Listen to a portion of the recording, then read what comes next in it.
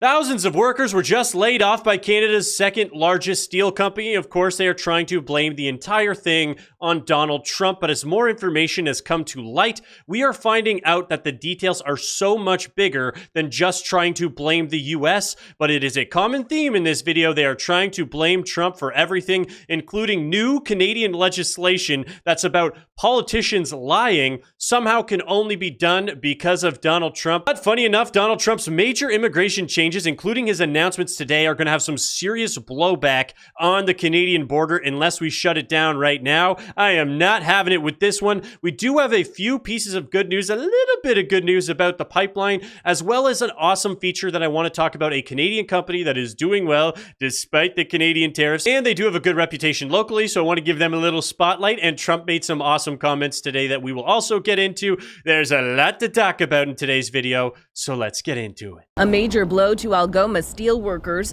The Northern Ontario company will cut nearly 1,000 jobs in the coming months, almost 40% of its workforce. Christmas is 25 days away. Really? They really had to do it today? They couldn't wait another month?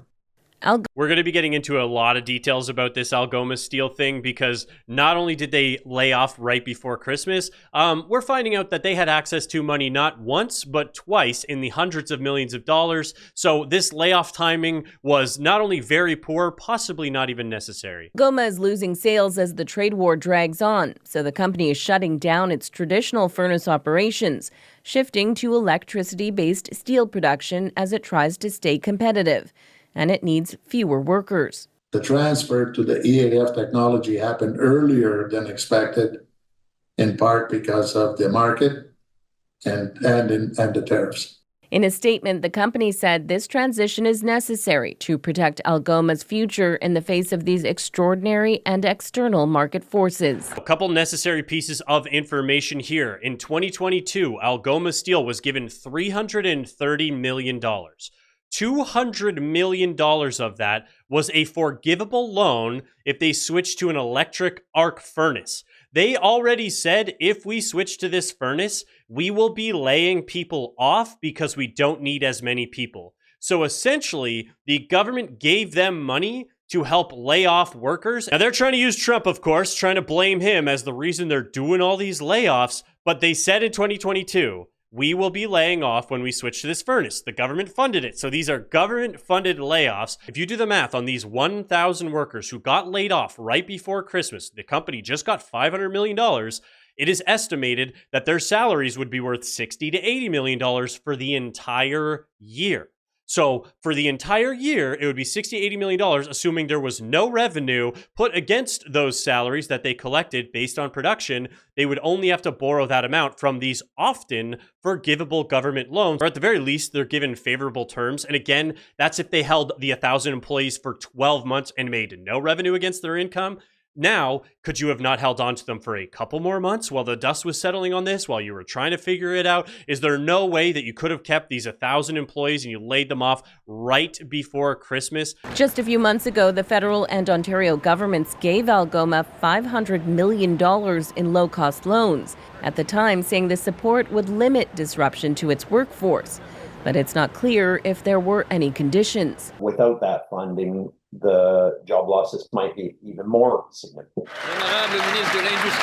The industry minister defended the policy. We will make sure that we support them as they're developing new products and also accessing new markets. We'll fight for these jobs. They just said it there. They're not even sure if there's any guarantees in jobs, even though we're giving them hundreds of millions of taxpayer dollars. Of course, our government would structure it like that. And the problem is the job losses that are being estimated on the low number, they're talking about it being 5,000. On the high number, they're saying 10,000. And the reason is this area in particular, this city of Sault Ste. Marie is basically the whole hub for a lot of surrounding towns as well. So basically, there's almost no employers to absorb this workforce. There's going to be a lot of people having to leave the city entirely, leave the area. The government is refusing to get a deal done with the United States. They're actively destroying chances at a deal with the US, but we're going to chase other markets.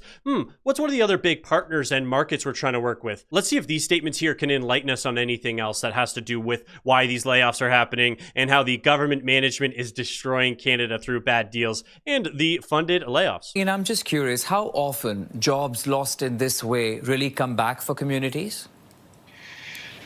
It depends. It really does depend on the industry. And I appreciate you asked that, because when you step back and look at the steel industry, the OECD outlook on steel for this year just came out a couple of months ago.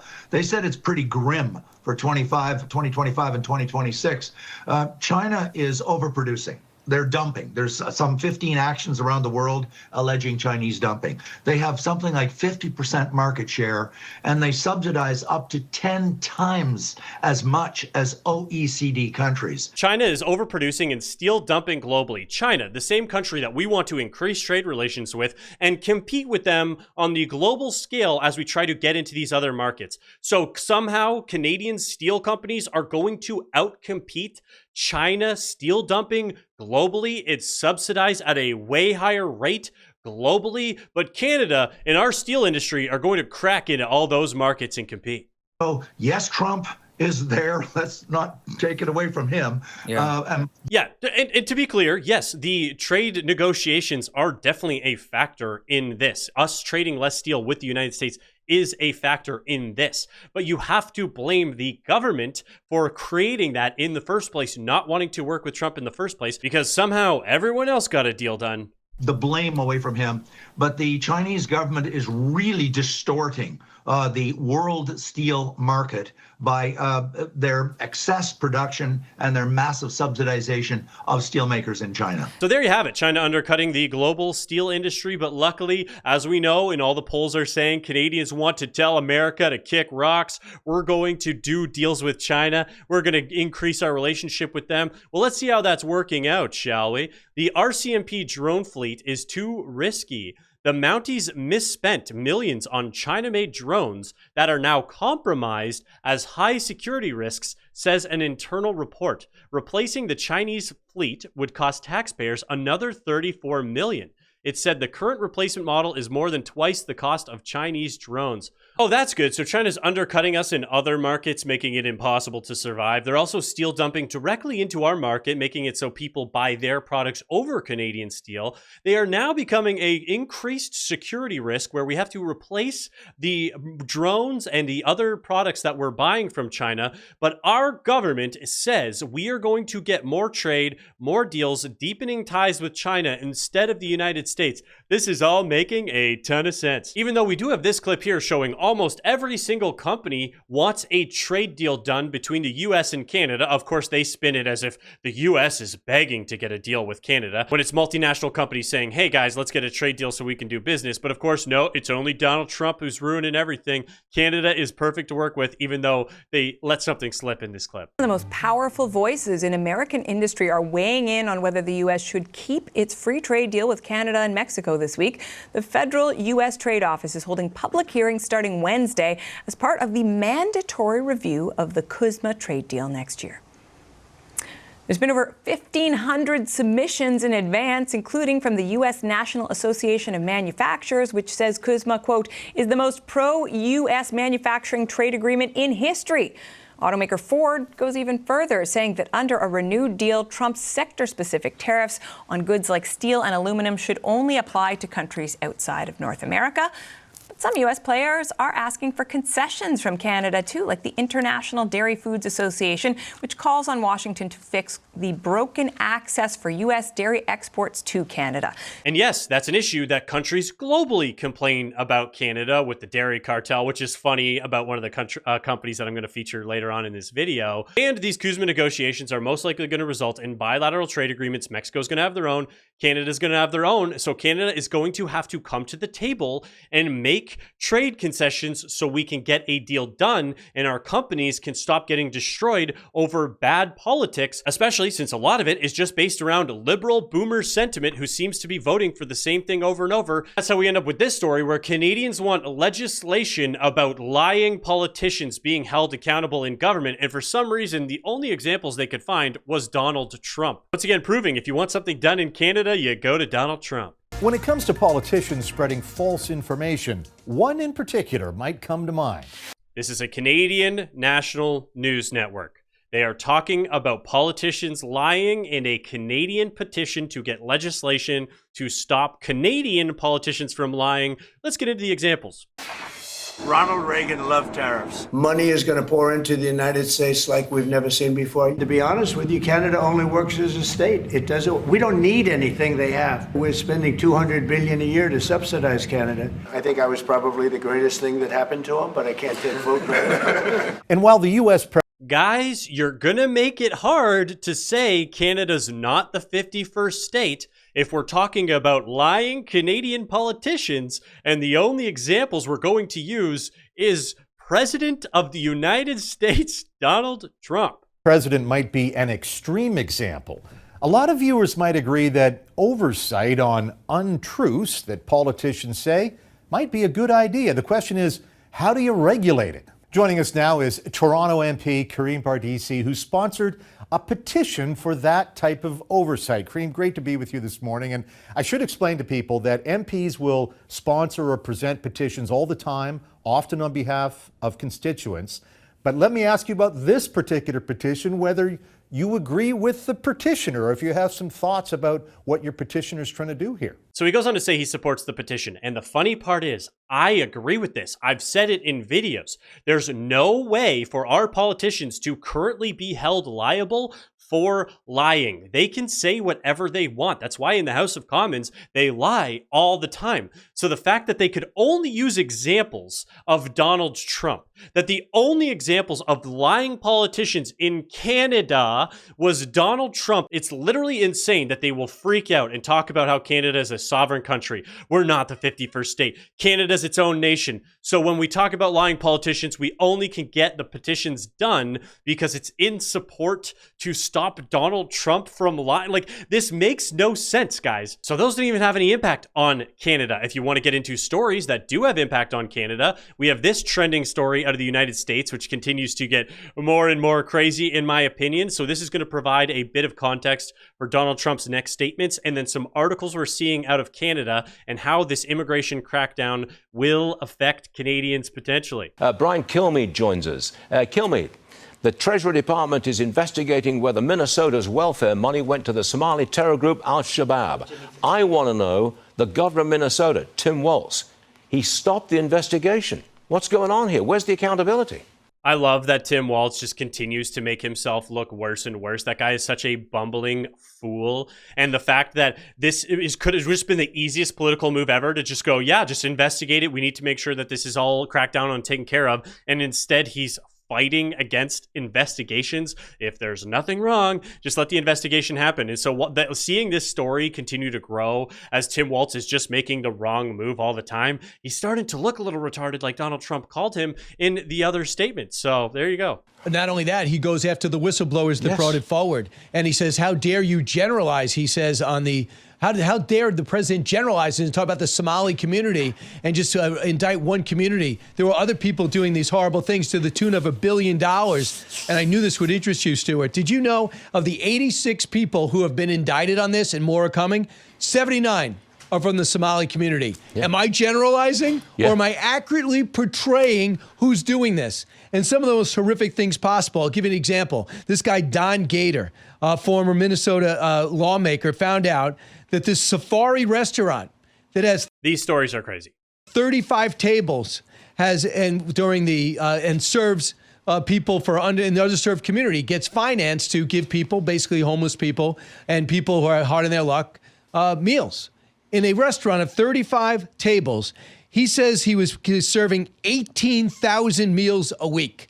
So guess who was paying for that? The taxpayer. Direct taxpayer dollars going overseas through fraud and scams. And this is what happens when you bring over hundreds of thousands to millions in Canada's case, and some communities in the US's case, and they are allowed to build their own ethnic enclaves in cities. There's no accountability. There's no oversight, and they can get away with funneling billions of dollars overseas. And that's what led to Donald Trump's statements here, which I actually loved this. I was laughing out loud when he said all of these things. But these whole statements, this whole sentiment with the breaking stuff on the Somalis, with them cracking down on the asylum claims. So we're going to talk about his statements here because I freaking love them. And then we're going to get into the article because it's blowing back on Canada. I don't like it.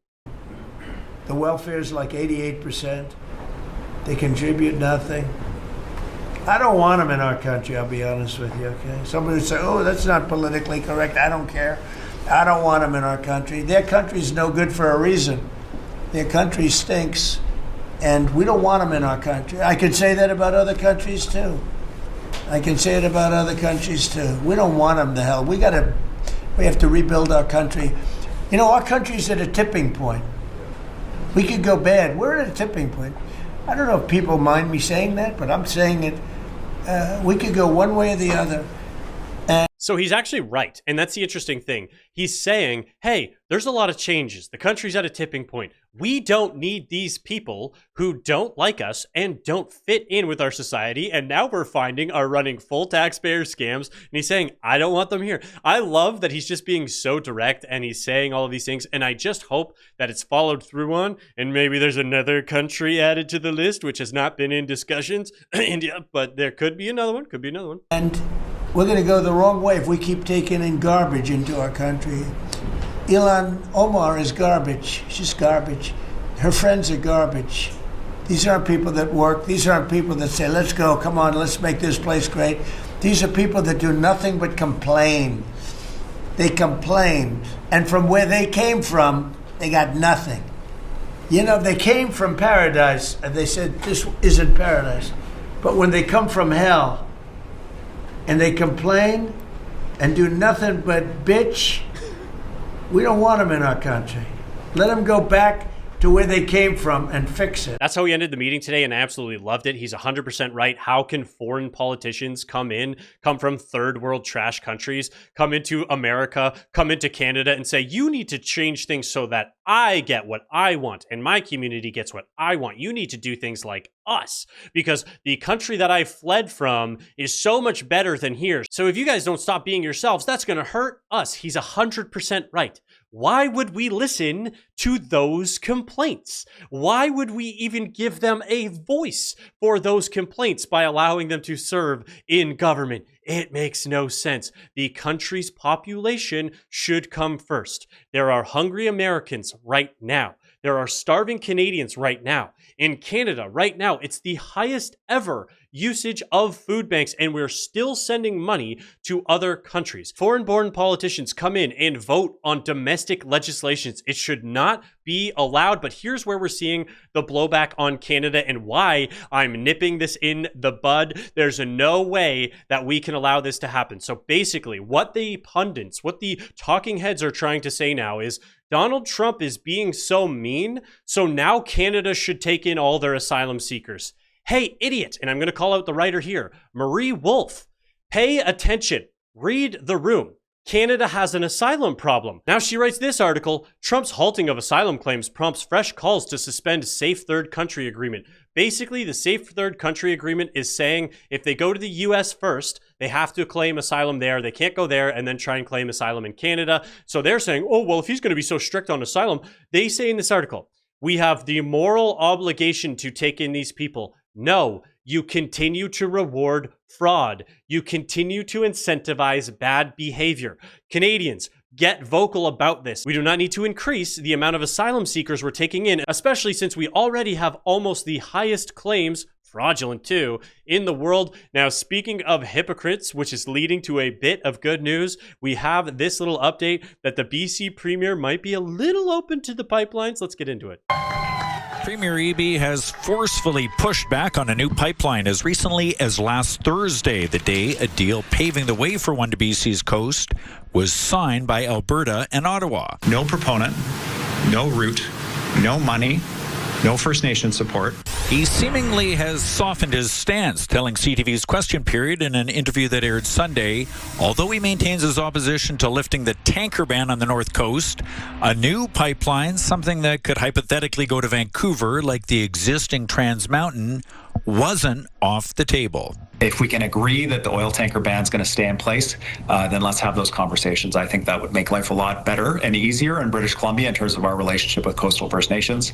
And we definitely take down the temperature. Now, of course, we know he's a spineless politician, and we can see the pushback is working when they realize they are toxic politically and nobody's going to want to touch them with a 95-foot pole. They start to change their tune. This is how public sentiment can change things that are happening. That being said, we'll see if he ever reverses on the tanker ban, because that is something that needs to go for this to be meaningful. But as we talked about at the beginning of the video, Canada needs steel projects. One of them being a major pipeline wouldn't be a bad idea. So a little bit of good news on the changing of sentiment on the pipeline. But this tweet here is from Liberal politician Corey Hogan, and he just confirms my theory that this pipeline is sort of being dangled as a way to push through their other agenda, and they have no intention of it ever being built, and that the idea is they're just going to get their environmental wins along the way.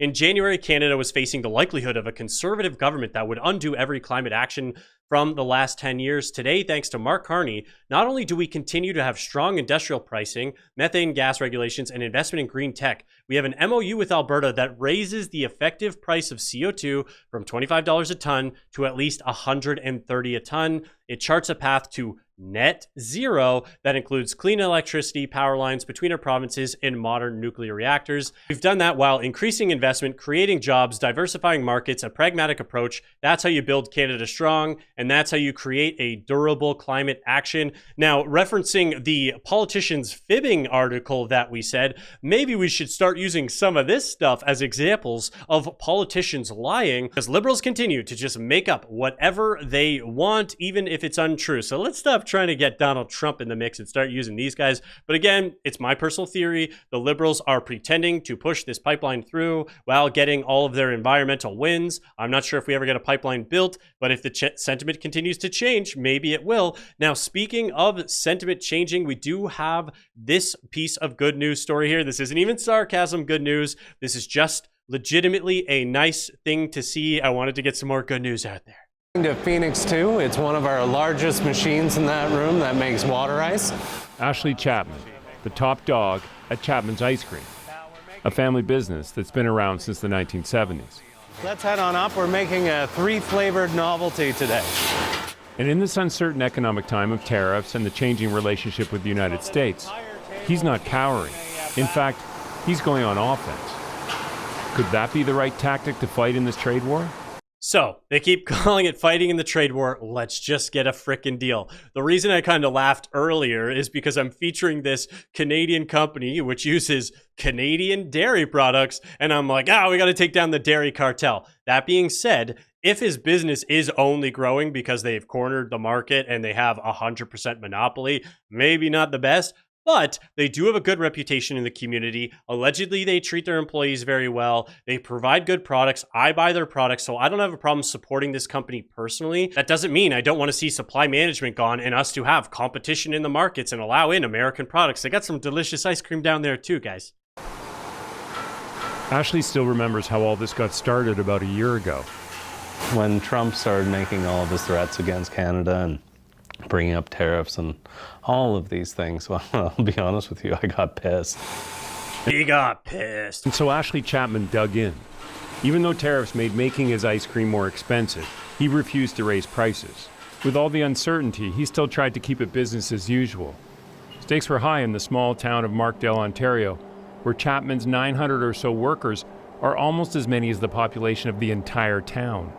It was a roller coaster ride for all of us, because there was, 10%, 15%, 50%, 100%, 30%. What are the tariffs day to day, hour to hour?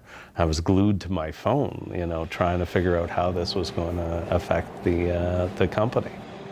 For years, Chapman's imported nuts and fruits from the U.S., but suddenly that wasn't an affordable option. And to make matters worse, why wasn't it an affordable option?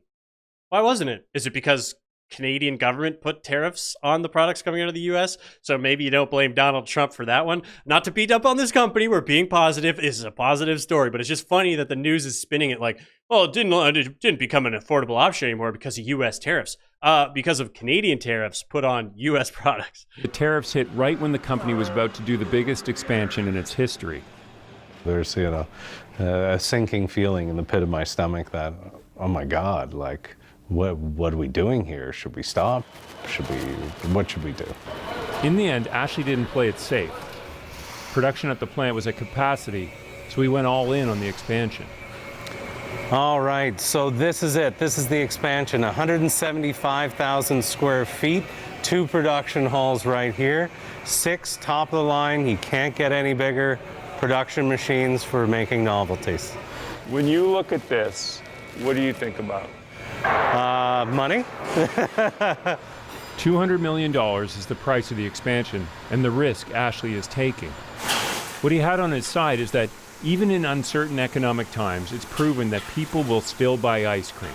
Everybody loves a little ice cream, but I do love, even though this is a positive story, I think it's so funny that the reason they're expanding is once again because of Donald Trump's tariffs. It's a good thing. That's going to mean more jobs. And again, I already like their products, so I'm happy to support this company. Even though Algoma Steel trying to use Trump as the scapegoat, we've proven the relationship with China, steel dumping, so many other problems, including the government-funded layoffs through their production changes. Everything in Canada will always be blamed on Donald Trump. We watched 5 examples, including the lying politician changes, everything in this video. The only one that we need to make sure does not get allowed in Canada because people are just that mad about Donald Trump being mean. You cannot take in extra asylum claims just because you think Donald Trump is mean. And if we continue to use Donald Trump for every economic decision in Canada, what will Canada do once Donald Trump is no longer in office? How about we try and make some decisions that we can do that will turn around our country? Otherwise, the argument of the 51st state